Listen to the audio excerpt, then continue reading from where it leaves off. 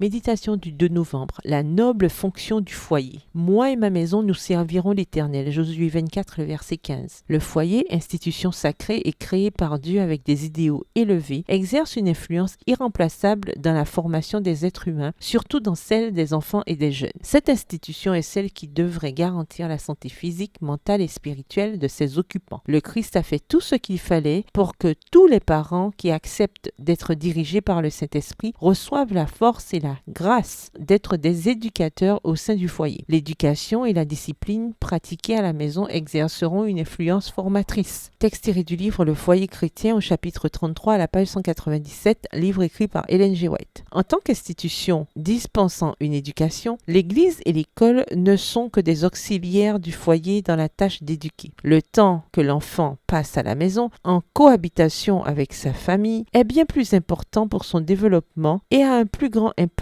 sur lui que le temps passé à l'école et à l'église. Nous ne devons pas attendre de celle-ci qu'elle fasse ce qui nous incombe par droit et par devoir. Une autorité exercée avec affection, bienveillance et respect est l'ingrédient qui ne peut manquer dans la conduite des enfants dans le foyer. C'est la bonne façon d'enseigner des valeurs, de faire prendre des habitudes et de générer des attitudes positives devant l'autorité, y compris l'autorité suprême de Dieu. Le contact quotidien au travers des paroles et des actes est le miroir face auquel l'enfant prend conscience de qui il est. Les paroles dures et irrespectueuses, les comparaisons, les surnoms désobligeants et les dénigrements provoquent en lui le mépris de lui-même, une fausse idée de l'amour de Dieu, la rébellion et l'éloignement émotionnel de sa famille. Les émotions positives deviennent des sentiments positifs qui, à leur tour, donnent lieu à des idées positives. C'est ainsi qu'est généré un état émotionnel pacifique, proactif, miséricordieux, équilibré et équitable qui garantit à l'enfant un parcours harmonieux dans le monde. Tout cela se réalise dans un milieu familial où l'esprit du Christ est manifesté. Au centre du foyer, Dieu garantit la stabilité familiale, même au milieu des pires tempêtes. Nous avons besoin de nous confier en Jésus, jour après jour et heure après heure. Il a promis de nous accorder la force dont nous aurions besoin chaque jour. Par sa grâce, nous pouvons porter tous les fardeaux et accomplir tous les devoirs du temps présent. Texte tiré du livre Témoignages pour l'Église au volume 2 au chapitre 9 à la page 66, livre écrit par Ellen G. White. Bonne journée, que l'Éternel vous bénisse.